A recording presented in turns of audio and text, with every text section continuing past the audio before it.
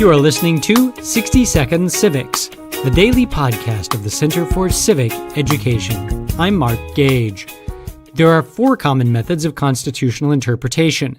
These are strict construction, original intent, fundamental principles, and modernism. We discussed the first 2 methods in our last episode. Today, we learn about the fundamental principles and modernism approaches.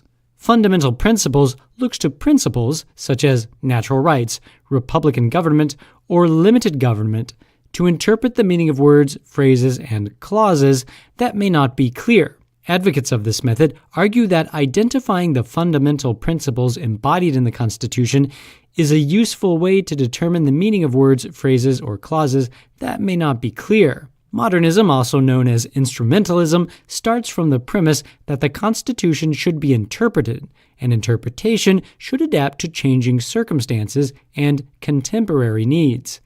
Otherwise, advocates of this method argue, the Constitution will have to be amended frequently, or new constitutional conventions will need to be held.